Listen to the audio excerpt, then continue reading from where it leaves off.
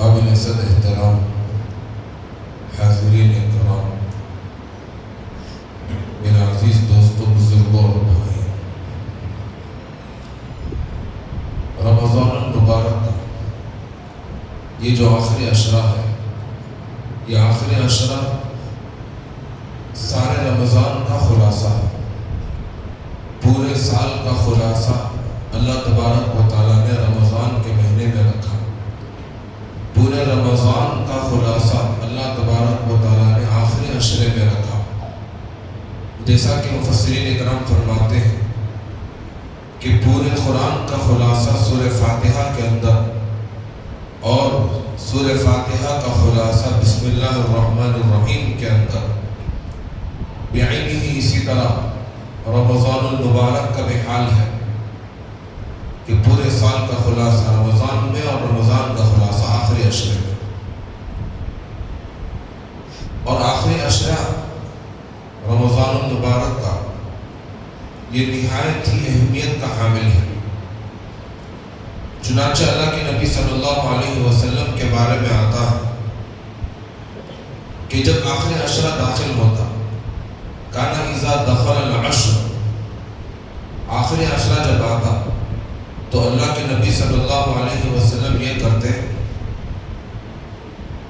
مضبوط اپنی لنگی کو مضبوط باندھ لیتے، وہ شز المیزہ، یعنی کہ کمر بستہ ہو جاتے، ایک دم تیار ہو جاتے، جس طرح آدمی کسی کام کو کرنے سے پہلے مکمل تیاری کر لیتا ہے، ایسے اللہ کے نبی صلی اللہ علیہ وسلم عبادت کے لیے مکمل تیاری کر لیتے، خصوصاً آخری عشرے کی عبادت کے لیے۔ اور کیا کرتے؟ احیاء اللیالی، اللہ کے نبی علیہ السلام راتوں کو جاگتے، 10 دن بھی، ایسا نہیں کہ صرف تاخراتوں میں جاگے، ایسا نہیں، پورے 10 رات بھی اللہ کے نبی علیہ السلام جاگتے، عبادت کرتے، اور یہ بھی نہیں کہ خود جاگ گئے اپنے گھر والوں کو بھول گئے، ایسا بھی نہیں۔ فرماتے ہیں، حدیث میں آتی ہے، باب حضرت عائشہ صدیقہ رضی اللہ عنہ فرماتی ہیں، وہ ایقظ اہلہ، اپنے گھر والوں کو بھی جگاتے، خصوصاً اس آخری عشرے میں خود بھی جاگتے، گھر والوں کو بھی جگاتے، خود بھی عبادت کرتے، گھر والوں کو بھی عبادت کرنے کو کہتے۔ لیکن آخری عشرے کے علاوہ سال بھر کی دیگر راتوں کے بارے میں حضرت عائشہ صدیقہ رضی اللہ عنہ فرماتی ہیں کہ اللہ کے نبی صلی اللہ علیہ وسلم جب گھر کو آتے، فتح الباب رویدا، دروازہ بہت آہستہ کھولتے، یعنی میرے دروازے کھولنے کی وجہ سے گھر والے جاگ نہ جائیں، ان کو تکلیف نہ ہو، دروازہ آہستہ سے کھولتے۔ وہ قوم رویدا، اور جب نماز کے لیے کھڑے ہوتے تو بالکل اطمینان اور چپ سے آہستہ سے نماز کے لیے کھڑے ہو جاتے، اور گھر والوں کو سونے کے لیے چھوڑتے۔ رمضان المبارک کے آخری عشرے کے علاوہ دیگر راتوں میں، دیگر دنوں میں اللہ کے نبی صلی اللہ علیہ وسلم کا معمول یہ ہے کہ آپ علیہ السلام خود تو جاگتے اور خود عبادت کرتے، لیکن گھر والوں کو ذرا برابر بھی تکلیف نہ ہو، ان کا خیال کرتے ہوئے آپ علیہ السلام بالکل اطمینان سے اور چپکے سے کھڑے ہو جاتے اور اپنی عبادت کرتے۔ لیکن آخری عشرے میں اس کے خلاف کام کرتے، خود بھی جاگتے اور اپنے گھر والوں کو بھی جگاتے۔ تو آخری عشرہ شروع ہو چکا، تقریباً 2 تاخراتیں ختم ہو گئی، چند دن باقی ہے رمضان المبارک کے۔ ان ایام کو کام میں لانا ضروری ہے، ان ایام کو عبادت میں گزارنا، دن کو عبادت، رات کو عبادت، ایک ایک منٹ کو غنیمت جاننا ہمارے لیے ضروری ہے۔ لیکن ہمارے معاشرے کا حال بدل گیا، ہمارے معاشرے کا حال یہ ہے کہ ان ایام میں خصوصاً دعوتوں کا انتظام، ان ایام میں خصوصاً تقریباتوں میں چائے کے ٹھیلوں پر نوجوانوں کا اکٹھے ہونا، آپس میں یہاں کی وہاں کی باتیں کرنا، آپس میں غیبتیں کرنا، کیا ہے؟ جاگنے کی رات، اس سے ہمیں جاگنے. اب جاگنے کے لیے کیوں کہا گیا؟ جاگنے کے لیے اس لیے کہا گیا تاکہ تم عبادت کرو. یہاں عبادت کی بجائے دعوتیں ہو رہی، عبادت کی بجائے چائے کے ٹپریوں پر، راستوں میں یا مساجد میں ہی 4 5 آدمی بیٹھ گئے اور بیٹھ کر گپ شپ میں لگ گئے. عبادت کہاں ہوگی؟ اس طرح کریں گے ناقدری ہوگی.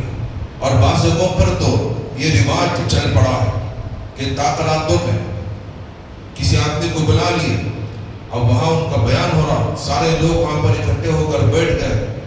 کوئی بیان سن رہا، کوئی نہیں سن رہا، کوئی وہاں پر بیٹھ کر فون میں لگا ہوا ہے. مسجد کے اندر بھی اب یہاں کوئی بیان کر رہے ہیں، اب آپ نے وہاں پر بیٹھ کر فون دیکھ رہا. اب فون میں بھی کیا، کرکٹ میچ چل رہی تو مسجد کے اندر بیٹھ کر کرکٹ میچ کو دیکھ رہا. فون میں بھی مسجد کے اندر بیٹھا ہوا ہے، انسٹاگرام اوپن کیا ہوا ہے، ریلز دیکھ رہا. مسجد کے اندر بیٹھا ہوا ہے، سب میں بیٹھا ہوا ہے اور وہاں پر بیٹھ کر واٹس ایپ پہ چیٹنگ کر رہا. ایک تو مسجد کی ناقدری، دوسرا رمضان المبارک کی بے حرمتی، تیسرا تاقرات. اب اتفاق سے وہ شب قدر نکل جائے تب تو پھر کتنے گناہوں کو مول لیا. مسجد کی ناقدری کا بھی گناہ مول لیا، رمضان المبارک کی ناقدری کا بھی اسے گناہ ہوا.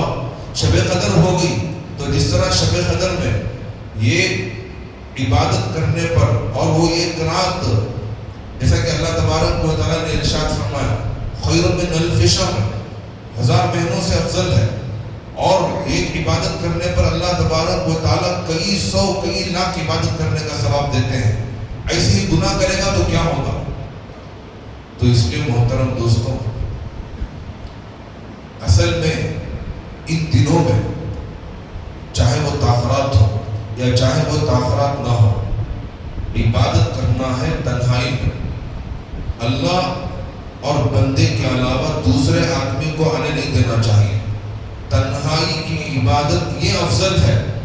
اور اللہ کے نبی علیہ السلام کی سیرت اور سارے احادیث اگر آپ دیکھ لیں گے تو کہیں پر بھی ایسا نہیں ہے کہ آپ علیہ السلام جو ہے صحابہ کی ایک جمع غفیر کو اکٹھے کیے ہوئے ہوں اور وہاں پر جو ہے دعوتیں ہو رہی ہوں، چائے کا نظام کیا گیا ہو، ایسا کچھ نہیں. تنہائی میں عبادت، گھر والوں کو اٹھا دیے، وہ اپنی عبادت کر رہے ہیں اور آپ علیہ السلام اپنی عبادت میں لگے ہوئے ہیں. یہ اصل میں آپ علیہ السلام کا معمول تھا. لیکن ہمارا حال آخری عشرہ آتا ہے، عید کی تیاری میں لگ گئے، بازاروں کا رخ کیا، بازار چلے گئے، شیواجی نگر چلے گئے. خصوصاً ہمارے آج کی اس دور میں شیواجی نگر ایک بہت بڑا ہمارے لیے شاپنگ بازار بن گیا. تراویح کے بعد رات میں نکل گئے تجارت شاپنگ کرنے کے لیے. کوئی جو ہے بنیل خریدنا تھا وہ چھوٹ گیا، ایک دن بنیل لینے کے لیے گیا، ایک دن ٹوپی چھوٹ گئی، ایک دن ٹوپی خریدنے کے لیے گیا. پھر گھر کو آ گیا، یاد آیا میں تو عطر نہیں خریدا تھا، مجھے عطر بھی خریدنا ہے. پھر ایک اور دن بہانہ بنا کر عطر خریدنے کے لیے چلا گیا. پھر ایک اور دن بہانہ بنایا فیملی والوں کو کپڑے خریدنا، فیملی والوں کے لیے لینے چلا گیا. پھر ایک دن اور بہانہ بنایا، عید کو مٹھا بنانا تھا، عید کو کھانا بنانا، چیزیں لے کو نہیں آیا، راشن خریدنا. ایک دن راشن کے بہانے چلا گیا. اب سارا عشرہ بازاروں کا چکر، عبادت کرنے کو کہا گیا. عبادت کرنے کے بجائے بازاروں کا رخ کر کر آپ نے جو ہے اللہ تبارک و تعالیٰ کے غضب کو مولتا ہے. محترم دوستوں، 9ویں پارے میں قول الملا، اس کے اندر اللہ تبارک و تعالیٰ نے بنی اسرائیل کے قوم کا واقعہ بیان فرمایا جنہوں نے مقدس دن کی بے حرمتی کی. وہ واقعہ بیان کر کے اللہ تبارک و تعالیٰ ان کو سبق دیا. جس طرح تم لوگوں کو رمضان المبارک کا مہینہ مقدس مہینہ بنایا گیا، یہ مہینہ عبادت کے لیے بنایا گیا، یہ مہینہ شاپنگ کے لیے یا پھر یہ مہینہ کھانے کے لیے یا پھر یہ مہینہ ٹائم پاس کے لیے اللہ تبارک و تعالیٰ نے نہیں بنایا، عبادت کے لیے بنایا. اسی طرح بنی اسرائیل کو، بنی اسرائیل میں یہ قوم تھی جو بحر کلثوم کے پاس ایک علاقہ بستا تھا، ایلا. اس ایلے میں یہ قوم بسا کرتی تھی. بنی اسرائیل کے لیے اللہ تبارک و تعالیٰ نے پہلے سے ہی ابراہیم علیہ السلام کے زمانے سے ہی جمعے کے دن کو عبادت کے لیے متعین کیا تھا. لیکن ان لوگوں نے اپنے وقت کے پیغمبر سے درخواست کی کہ ہم جمعے کے بجائے ہفتے کی عبادت کریں گے. تو پیغمبر نے کہا کیوں؟ یہ تو ملت ابراہیمی کو ہم فالو کرتے ہیں. ابراہیم علیہ السلام نے جمعے کا دن متعین کیا، ہم کیوں اس کے خلاف متعین کریں؟ لیکن قوم نے بات نہیں مانی، ضد کیا. تو پیغمبر نے اللہ سے دعا کی تو اللہ تبارک و تعالیٰ نے دعا کو قبول کر کر جمعے کے بجائے ان کے لیے ہفتے کا دن انہی کی خواہش کے مطابق، انہوں نے خود کہا جمعے کو نہیں چاہیے، ہم ہفتے کو عبادت کے لیے متعین کریں گے، سنیچر کو. تو چنانچہ ہفتے کا دن، سنیچر کا دن ان کے لیے عبادت کے لیے متعین ہو گیا. اس قوم کی روزی روٹی کا جو مدار تھا، اس قوم کی جو اکنامی تھی، وہ آ کر مچھلیوں کے اوپر مشتمل تھی. ان کا کام تھا مچھلیوں کو شکار کرنا، مچھلیوں کو ایکسپورٹ کرنا، یہی ان کا کام تھا. اور اسی کے ذریعے سے وہ اپنی زندگی گزارا کرتے تھے. جب اللہ تبارک و تعالیٰ نے ان کے لیے ہفتے کا دن متعین کیا تو اللہ تبارک و تعالیٰ ان کو آزمانا چاہا. اب ان کی آزمائش ایسے ہوئی کہ اللہ تبارک و تعالیٰ ہفتے کے دن خصوصاً کھچا کھچ مچھلیوں کو سمندر کے کنارے بھیجتا. اب دیگر دن مچھلیاں اتنی نہیں آتی تھی. تو ان لوگوں نے دیکھا کہ بھئی معاملہ تو الٹا پڑ گیا. ہم نے خود تقاضا کیا کہ ہفتے کا دن متعین کیا جائے، اب ہفتے کو ایسا ہو رہا کہ زیادہ مچھلیاں ہفتے ہی کو آ رہی، کیا کریں؟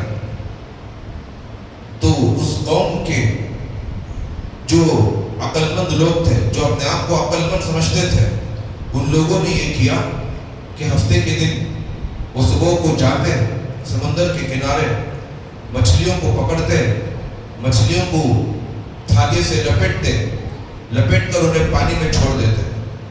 پھر اتوار کے دن جا کر ان کو دھاگے کو کھینچ کر مچھلیوں کو شکار کر کے لے کے آ جاتے. چند دن گزرے اور چند لوگوں نے دیکھا کہ بھائی یہ لوگ تو شکار کر رہے ہیں، ہم کو بھی کچھ ہیلا اختیار کرنا چاہیے. تو اور لوگوں نے یہ ہیلا اختیار کیا. جمعے کی رات کو ہی سمندر میں وہ جال بچھا کر چھوڑ دیتے. ہفتے کے دن مچھلیاں آتی، جال میں پھنس جاتی، پھر اتوار کے دن یہ جال کو کھینچ کر واپس لے کر آ جاتے. چند دن گزرے اور لوگوں نے دیکھا کہ سارے ہیلے اختیار کر کے مچھلیوں کو شکار کر رہے اور کوئی ان کو روکنے والا نہیں. چلو ہم بھی کچھ ہیلا اختیار کریں گے. جو سمندر کے کنارے رہتے تھے ان لوگوں نے سمندر کے ساحل پر گڑھا کھود کر ہاؤس کی شکل بنایا، ایک راستہ بنایا. سمندر سے مچھلیاں آتی اس ہاؤس میں، اس چھوٹے سے تالاب میں آ کر وہ مچھلیاں رک جاتی، پھر اتوار کو جا کر وہ مچھلیاں شکار کر لیتے. ایسا ان لوگوں نے مقدس دن کی ناقدری کرنا شروع کیا. دھیرے دھیرے دھیرے ناقدری ہوتی رہی. اس قوم کے جو نیک لوگ تھے، جو اس قوم کے علماء تھے، ان لوگوں نے اپنی قوم کو سمجھایا کہ بھئی ایسا مت کرو، یہ تو گناہ ہے، اس طرح کریں گے اللہ کا غضب اترے گا. لِمَ تَعِظُونَ قَوْمًا اللَّهُ مُهْلِكُهُمْ أَوْ مُعَذِّبُهُمْ عَذَابًا شَدِيدًا. لیکن وہ قوم بات ماننے والی نہیں تھی. چنانچہ بولتے بولتے بولتے کچھ لوگ تھک کر الگ ہو گئے اور کچھ لوگ بولتے رہے. آخر میں دیکھیں گے تو 3 جماعتیں بن گئی. ایک جماعت جو نافرمانی کرنے والی، اللہ کی نافرمان. ایک جماعت وہ جو ان کو بھلائی کا حکم کرتی رہی مسلسل اور ابھی بھی کر رہی ہے. اور ایک جماعت وہ جو کر کر تھک گئی اور ان سے الگ تھلگ ہو کر اپنی عبادت میں لگ گئی. جب ان لوگوں کی نافرمانی حد سے زیادہ بڑھ گئی، مقدس دن کی بے احترامی، مقدس دن کی ناقدری ان کے اندر آ گئی، تو اللہ تبارک و تعالیٰ نے ان کے اوپر عذاب کو مسلط کیا. کئی سا عذاب تھا. پہلے تو اللہ تبارک و تعالیٰ نے یہ کہا انجینا الذین ینہون عن السوء، وہ لوگ جو برائیوں سے روکتے رہے، ان کو آگاہ کرتے رہے، ان کو تو ہم نے بچا لیا. اور پھر وَأَخَذْنَا الَّذِينَ ظَلَمُوا بِعَذَابٍ بَئِيسٍ، اور وہ لوگ جو نافرمانی میں مبتلا رہے، ہم نے ان کو ایک ذلت آمیز عذاب میں پکڑا. وہ ذلت آمیز عذاب کیا تھا؟ خود اللہ تبارک و تعالیٰ نے اس کی وضاحت فرمائی. اس قوم کے جو نوجوان تھے ان کو اللہ تبارک و تعالیٰ نے بندر کی شکل میں مسخ کر دیا، اور اس قوم کے جو بوڑھے تھے انہیں آ کر ایک ذلیل خنزیر کی شکل میں اللہ تبارک و تعالیٰ نے انہیں بدل دیا. یہ عذاب اللہ تبارک و تعالیٰ نے اس قوم کے اوپر مسلط فرمایا. اس بات سے ایک چھوٹی سی بات یاد آئی. کچھ لوگ کہتے ہیں کہ ہمارے زمانے کے جو بندر اور جو خنزیر ہیں وہ انہی کی نسل سے ہیں. تو اس کی وضاحت کر دو. اللہ کے نبی علیہ السلام نے ارشاد فرمایا ان اللہ لم یلعن القوم قط، کہ اللہ تبارک و تعالیٰ جب کسی قوم کے اوپر لعنت بھیجتا ہے تو ان کی نسل کو نہیں چلاتا. ان کے بارے میں آپ علیہ السلام نے ارشاد فرمایا کہ یہ صرف 3 دن تک زندہ رہے، پھر اس کے بعد یہ سارے کے سارے نیست و نابود ہو گئے، تباہ و برباد ہو گئے. تو محترم دوستو، مقدس دن کی نافرمانی، اس کی ناقدری کرنے کی وجہ سے ایسا سخت عذاب اللہ تبارک و تعالیٰ کا ان کے اوپر مسلط ہوا. ہمارا حال بھی یہی ہے. رمضان کا مہینہ آیا، شروع کے 7-8 دن تو ماشاءاللہ مسجد تو بھری ہوئی تھی. ہر نماز میں، فجر کی نماز میں دیکھیں گے مسجد بھری ہوئی، ظہر میں، عصر میں، مغرب میں، عشاء میں، ہر نماز میں. اب حال یہ ہے، فجر کی نماز میں مشکل سے 5 صف، تراویح کی نماز میں مشکل سے 4 صف، مغرب کی نماز میں ماشاءاللہ ایک 8-9 صف آتے ہیں. اور جس دن دعوت ہوتی ہے اس دن تو پوری مسجد بھر جاتی ہے، جگہ بھی جو ہے باقی نہیں رہتی قدم رکھنے کی نیچے کے حصے میں. یہ ہمارا حال ہو گیا. عبادت، رمضان المبارک کا مہینے عبادت کے لیے دیا گیا. پہلے تو ایسا تھا، چند سال پہلے عبادت کا شوق تھا، کم سے کم رمضان المبارک کی قدر ہوتی تھی، کم سے کم رمضان المبارک کے اندر کثرت سے عبادت کرتے تھے. لیکن اب حال بدل گیا. رمضان کی بھی وقت ہمارے اندر نہیں رہی، رمضان کی بھی قدر و قیمت ہمارے دلوں کے اندر نہیں رہی. قدر و قیمت دعوت کی رہی. دعوت ہے تو مسجد کو جاؤ، تلاش کرو کہ کون سی مسجد میں دعوت ہے. آج سبحانیہ مسجد پہ دعوت تو وہاں چلو، کل جو ہے جامع مسجد میں دعوت تو جامع مسجد کو جاؤ. پھر اگلے دن دیکھو کنگیری میں کہاں کہاں دعوت ہے، تلاش کرتے ہوئے وہاں نکل جاؤ. محترم دوستو، بہت غلط بات ہے. یہ اللہ کی نعمت کی ناقدری ہے. رمضان المبارک کے مہینے میں کم کھانے کی ترغیب دی گئی. رمضان المبارک میں روزہ رکھنے کا مطلب کیا ہے؟ روزہ رکھنے کا مطلب یہ ہے کہ آپ نے بھوکا رہ کر اللہ تبارک و تعالیٰ کی صفت کو اپنائیں. لیکن ہم بھوکا رہ کر خوب پیٹ بھرنے کے لیے جگہیں تلاش کر کے وہاں پر پہنچ جاتے ہیں. یہ رمضان المبارک کی ناقدری.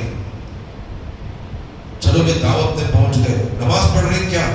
نماز میں نہیں پڑھ رہے. مغرب کی نماز، افطار کے لیے دسترخوان بچھائے ہوئے تھے، اب وہاں کھانے کے لیے بیٹھے، ابھی کھا رہے، فروٹ وغیرہ کھا رہے، اذان ہو گئی. نماز کو آنا تھا، نماز پڑھنا تھا، اور کچھ لوگ جو ہے وہیں پر بیٹھے رہ گئے. کیوں؟ نماز پڑھنے کے لیے جائیں گے تب تو پھر جگہ ختم ہو جائے گی، جگہ نہیں ملے گی، پہلی صف میں جگہ نہیں ملے گی کھانے کے لیے. تو وہیں پر جگہ پکڑ کر بیٹھ گئے اور کھاتے رہے. اب جو ہی سلام پھرے، اب آدمی وہیں پر بیٹھا ہوا ہے، نماز تو ادا نہیں کیا. کھانا کھائے گا، بعد میں بھی نماز نہیں پڑھے گا، پھر ایسے ہی مسجد سے نکل جائے گا. محترم دوستو، دیگر دنوں میں ہی، رمضان المبارک میں تو خصوصی اہتمام تھا، دیگر دنوں میں بھی نماز چھوڑنے کی بالکل گنجائش نہیں تھی. رمضان میں تو اور زیادہ اہتمام کرنا تھا، اور اسی رمضان میں اتنی زیادہ ناقدری ہو رہی ہے. تو اس لیے محترم دوستوں، اللہ تبارک و تعالیٰ نے جو واقعہ بیان فرمایا قرآن مجید کے اندر، اس واقعے کو سامنے رکھ کر ہم اپنی زندگی کو، اپنی عبادتوں کو، اپنے رمضان کو کمپیئر کر کے دیکھیں کہ ہم واقعتاً رمضان کی قدر کر رہے ہیں یا رمضان کی قدر نہیں کر رہے.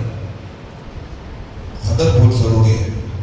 تو میں شروع میں یہ بات عرض کر رہا تھا کہ رمضان کا جو آخری عشرہ ہے وہ آخری عشرہ پورے رمضان کا خلاصہ ہے.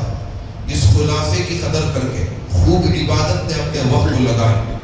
اللہ تبارک و تعالیٰ نے اس عشرے کی فضیلت اس لیے رکھی اور آپ علیہ السلام نے اس عشرے کو اہمیت اس لیے دی کیونکہ اس عشرے کے اندر اللہ تبارک و تعالیٰ نے لیلۃ القدر کو رکھا. شب قدر کو اللہ تبارک و تعالیٰ نے رکھا. ایک اور بات کی میں وضاحت کر دوں. ہمارے ذہن میں یہ بات بیٹھی ہوئی ہے کہ 27ویں شب ہی وہ شب قدر ہے. ایسا کسی بھی روایت میں نہیں ہے کہ 27ویں شب آئے تو شب قدر اس ایک رات کو جاگ لے تو ختم. ایسا نہیں. یہ 21ویں شب، 23ویں شب، 25ویں، 27ویں اور پھر 29ویں، ان 5 راتوں میں سے کوئی بھی رات شب قدر کی ہو سکتی ہے. صرف 27ویں شب ہی شب قدر کی ہو ایسا ضروری نہیں ہے. 27ویں شب کو قرآن تراویح کی نماز میں وہ ختم کیا جاتا ہے چند مصالح کی بنیاد پر. کچھ لوگ باہر سے دور دور علاقوں سے تراویح پڑھانے کے لیے آتے ہیں. انہیں اپنے وطن کو واپس جانا ہوتا ہے عید منانے کے لیے. ان کی رعایت میں 1-2 دن پہلے قرآن کو ختم کر دیا جاتا ہے. وہ ایک رواج ہمارے ایشین کنٹریز میں خصوصاً ہمارے ہندوستان کے اندر وہ ایک رواج چل پڑا. تو ہم لوگوں نے یہ سمجھ لیا کہ 27ویں شب ہی وہ شب قدر ہے. ایسا نہیں ہے. جتنی تاخراتیں آپ علیہ السلام نے بیان فرمائی 21ویں، 23ویں، 25ویں، 27ویں اور 29ویں، ان 5 تاخراتوں میں کوئی بھی دن شب قدر کا ہو سکتا ہے. اس لیے 5 راتوں کو بھی جاگنے کا حکم دیا گیا اور اللہ تبارک و تعالیٰ نے یہ حکم اور آپ علیہ السلام نے یہ 5 رات جاگنے کے لیے اس لیے کہا تاکہ آدمی شب قدر کی تلاش کر کے جنت تک پہنچ جائے. اور ایک دن سونے کا حکم اس لیے دیا تاکہ آدمی راحت حاصل کر کے اپنی صحت کی حفاظت کرے. دنیا کے اندر بھی اسے راحت مل جائے اور آخرت میں بھی اسے راحت مل جائے. اور اس لیے اللہ تبارک و تعالیٰ نے شب قدر کو طاق راتوں میں رکھا. پہلے تو اللہ کے نبی علیہ السلام کو شب قدر کی تعین بدلا دی گئی تھی. آپ علیہ السلام کو معلوم تھا کہ شب قدر کب ہے اور آپ علیہ السلام صحابہ کرام کو بتانے کے لیے آئے کہ شب قدر فلاں دن ہے. بتانے کے لیے آئے. دیکھا کہ صحابہ کے درمیان جھگڑا ہو رہا تھا. 2 لوگوں کے درمیان، 2 آدمیوں کے درمیان جھگڑا ہو رہا تھا. جو ہی آپ علیہ السلام نے اس جھگڑے کو دیکھا تو جو شب قدر کی تعین آپ علیہ السلام کے ذہن میں تھی اس تعین کو بھلا دیا گیا. آپ علیہ السلام بھول گئے. آپ علیہ السلام بتا نہیں پائے کہ وہ شب قدر کب ہے جھگڑے کو دیکھ کر، جھگڑے کی وجہ سے. پھر اس کے بعد میں اللہ تبارک و تعالیٰ کی طرف سے بتلایا گیا کہ اطلب القدر فی الاواخر العشر، کہ شب قدر کو تلاش کرو آخری 10 راتوں میں. یہ حکم دے دیا گیا. تو محترم دوستو، جھگڑا اتنی بری چیز تھی کہ اس جھگڑے کی وجہ سے شب قدر کی تعین جو کہ بہت ہی اہمیت کی رات تھی اس تعین کو اللہ تبارک و تعالیٰ نے بھلا دیا. اور ہمارے معاشرے میں رمضان المبارک کی بھی قدر نہیں اور رمضان کے اندر بھی جھگڑے. رمضان المبارک کے اندر بھی بات بات پر لڑائیاں، جبکہ رمضان کا مہینہ صبر کا مہینہ، ایثار کا مہینہ، ہمدردی کا مہینہ تھا. اس مہینے کے اندر صبر کرنے کے بجائے، ایثار و ہمدردی کرنے کے بجائے معمولی بات پر جب جھگڑے فساد ہوں گے تو پھر کیا ہوگا؟ تو اس لیے اس مہینے کی قدر ہو. جو چند دن باقی ہیں، 7-8 دن جو باقی ہیں، ان ایام کی قدر کی جائے، ان ایام کو عبادت میں لگایا جائے. اللہ کے نبی علیہ السلام نے شب قدر کی دعا سکھلائی. شب قدر کو آپ علیہ السلام خصوصاً ایک دعا پڑھنے کا ہم لوگوں کو حکم دیا. وہ دعا کیا ہے؟ وہ دعا یہ ہے: اللہم انکا عفو تحب العفو فاعف عنی یا کریم. اے اللہ، انکا عفو، یقیناً تو بہت زیادہ معاف کرنے والا ہے. بہت ہی زیادہ کرم کرنے والا، تحب العفو، اور تو معافی مانگنے والے کو پسند کرتا ہے۔ جو آدمی اللہ سے دعا کرتا ہے، اللہ سے معافی مانگتا ہے، ایسے آدمی سے تو محبت کرتا ہے، تحب العفو۔ لیکن ہمارے پاس رمضان کے اندر بھی دعا مانگنے کے لیے فرصت نہیں ہے۔ ادعوا ربکم، اللہ تبارک و تعالیٰ خود 8ویں پارے کے اندر یہ حکم دیتا ہے کہ اے بندو، ادعوا ربکم تضرعا وخفیا، تم مجھ سے مانگو، گڑ گڑا کر مانگو، تضرع، اپنے اندر عاجزی پیدا کرو، انکساری پیدا کرو، گڑ گڑاؤ، مانگو، وخفیا، اور تنہائی میں دعا مانگو۔ یہ اللہ تبارک و تعالیٰ نے حکم دیا۔ اور ایک روایت میں آپ علیہ السلام نے ارشاد فرمایا، من لم يسأل اللہ یغضب علیہ، جو بندہ اللہ تبارک و تعالیٰ سے نہیں مانگتا، اللہ تبارک و تعالیٰ اس سے ناراض ہو جاتے ہیں۔ دنیا والوں کا حال یہ ہے کہ اگر آپ مانگیں گے چہرہ بدل جائے گا، رنگ اڑ جائے گا، وہ آپ سے ملنا بھی پسند نہیں کریں گے، دور ہو جائیں گے۔ لیکن اللہ کا معاملہ الٹا ہے، آپ اللہ سے مانگیں گے تو اللہ تبارک و تعالیٰ خوش ہو جائیں گے، نہیں مانگیں گے تو اللہ تبارک و تعالیٰ آپ سے ناراض ہو جائیں گے۔ تو اس لیے محترم دوستو، آپ علیہ السلام نے جو دعا سکھلائی، تحب العفو، اے اللہ تو وہ ہے جو عفو کو، معافی مانگنے والے کو تو پسند کرتا ہے۔ فاعف عنی، اے اللہ میں تجھ سے معافی مانگتا ہوں تو لہذا تو میرے گناہوں کو بخش دے۔ کتنی پیاری دعا آپ علیہ السلام نے سکھلائی، اور یہ دعا ہم لوگوں کو پورے رمضان المبارک میں، خصوصاً طاق راتوں میں، اس دعا کو کثرت کے ساتھ پڑھنا چاہیے۔ ایک روایت اللہ کے نبی صلی اللہ علیہ وسلم نے ارشاد فرمایا، شب قدر سے اسی آدمی کو محروم کیا جاتا ہے جو آدمی بد نصیب ہے۔ یہ آپ علیہ السلام نے ارشاد فرمایا، من حرم من القدر، وہ آدمی جو شب قدر سے محروم ہو گیا، وہ وہی ہے، وہ حرم من کل خیر، جو ہر خیر سے محروم جو ہو گیا، اسی آدمی کو شب قدر سے محروم رکھا جاتا ہے۔ تو اس لیے محترم دوستو، طاق راتوں کی قدر کر کے، طاق راتوں کی اہمیت کو سمجھ کر، ان راتوں میں جاگ کر خصوصی اللہ تبارک و تعالیٰ کی عبادت کریں۔ چائے کا تقاضا ہے تو اپنے اپنے گھروں میں چائے بنا لیں، اپنے اپنے گھروں میں بنا کر چائے پی کر اپنے اپنے گھروں میں عبادت کریں۔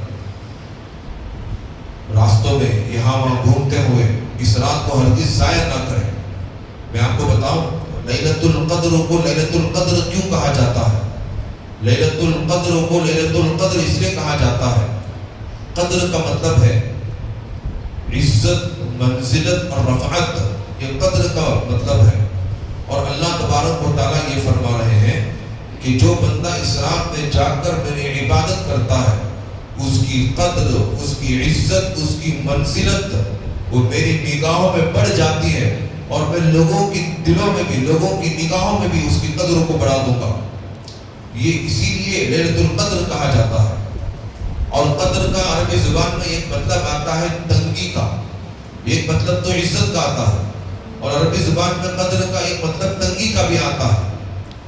لیلۃ القدر کو لیلۃ القدر اس لیے کہتے ہیں کہ اس دن ملائکہ کو اللہ تبارک و تعالیٰ دنیا کے اندر بھیجتے ہیں، تنزل الملائکۃ والروح فیہا، خود اللہ کہتا ہے کہ ملائکہ اور روح یعنی کہ جبرائیل علیہ السلام اس رات میں دنیا کے اندر اترتے ہیں۔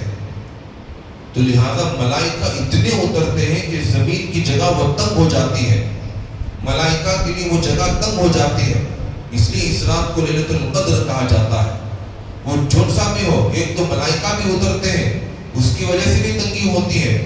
جو بندہ جاگ کر قدر کرتا ہے، عبادت کرتا ہے، اس کی عزت بھی اللہ کی نگاہوں میں بڑھ جاتی ہے، اور دونوں اعتبار سے اس رات کو لیلۃ القدر کہا جاتا ہے۔ تو محترم دوستو، آپ سبھی احباب جو بقیہ ایام بچے ہوئے ہیں، ان ایام کی قدر کر کے خوب جو ہے کثرت کے ساتھ عبادت کریں۔ جو نمازیں چھوٹ گئی ہماری زندگیوں کی، ان نمازوں کو قضا کریں۔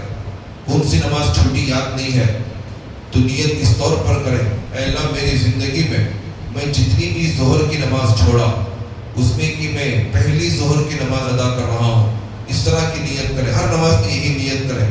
عصر کی چھوٹی تو عصر میں وہی نیت، مغرب میں ہے تو مغرب میں وہی نیت. نوافل پڑھیں، صلاۃ الشکر پڑھیں، صلاۃ الحاجت پڑھیں، صلاۃ التوبہ پڑھیں، صلاۃ التسبیح پڑھیں. یہ سارے نفل نمازیں ہیں. نوافل کا اہتمام کریں. تہجد کی پوری 12 رکعت نماز پڑھیں. سجدے میں جا کر اللہ تبارک و تعالیٰ سے خوب دعائیں کریں. جتنی بھی دعا کریں گے کم ہے. خوب رو رو کر اللہ تبارک و تعالیٰ سے دعائیں کریں. جتنا قرآن سیکھیں اتنے قرآن کی تلاوت کریں. قرآن پڑھ نہیں سکتے تو لا الہ الا اللہ کا ورد کریں. سبحان اللہ پڑھیں، الحمدللہ پڑھیں، اللہ اکبر پڑھیں، درود شریف پڑھیں، استغفار پڑھیں. جو بھی یاد ہے وہ پڑھیں. اللہ تبارک و تعالیٰ راحت اور سکون اور چین ضرور عطا کرے گا. اللہ تبارک و تعالیٰ امن و امان کو قائم کرے گا. قرآن مجید کے اندر اللہ تبارک و تعالیٰ نے ارشاد فرمایا، ان تنصروا اللہ ینصرکم ویثبت اقدامکم. اے ایمان والوں، سورہ محمد کی یہ آیت ہے، اگر تم اللہ تبارک و تعالیٰ کی مدد کرو گے، مدد یعنی کہ اللہ تبارک و تعالیٰ کے کہے ہوئی بات کو تم مانو گے، اللہ تبارک و تعالیٰ کو تم اپنا بنا لو گے. ینصرکم تو اللہ تبارک و تعالیٰ تمہاری مدد کرے گا. تمہارے پریشانیوں کو، تمہارے غموم اور تمہارے ہموم کو اللہ تبارک و تعالیٰ ختم کرے گا. جتنے بندے یہاں پر بیٹھے ہوئے ہیں، پوری دنیا میں جہاں پر بھی لوگ ہیں، سارے کے سارے پریشان ہیں. خصوصاً مسلمان تو بہت زیادہ پریشان ہیں. یا تو معاشی اعتبار سے پریشان، یا تو گھر کے اندر خانہ جنگی، گھر میں لڑائیاں، اختلاف، یا تو بچے اس کے نافرمان، یا تو پھر یہ کہ جس جگہ پر وہ کام کر رہا ہے وہاں پر اسے سکون نہیں، گھر میں اسے راحت نہیں، راستے میں وہ امن و امان کے ساتھ سفر نہیں کر سکتا. کسی نہ کسی اعتبار سے آدمی پریشان اور مجبور ہے. اللہ تبارک و تعالیٰ حکم دیتے ہیں، ینصرکم ویثبت اقدامکم. اگر تم اللہ کی بتائی ہوئی بات کو مانو گے تو اللہ تمہاری مدد بھی کریں گے اور تمہارے قدم کو جما کر رکھیں گے. تمہارے اندر اللہ تبارک و تعالیٰ وہ روح کو پیدا کرے گا کہ سامنے والا تمہیں دیکھ کر ڈرے گا. تمہارے اندر کا خوف کو اللہ تبارک و تعالیٰ اٹھا کر پھینک دے گا. تو اس لیے محترم دوستو، یہ جو چند ایام باقی رہے گا، ایک تو پوری زندگی عبادت میں لگے رہنا ہے، لیکن کم سے کم ان ایام میں زیادہ عبادت کرنا ہے، اور زیادہ اپنے شوق کو دکھانا ہے، اور زیادہ اپنے رب کو راضی کرنے کی کوشش کرنا ہے. اللہ تبارک و تعالیٰ عمل کی توفیق عطا فرمائے. آمین. وآخر دعوانا الحمدللہ رب العالمین. جو احباب سنت نہیں پڑھے ہیں، سنت پڑھیں.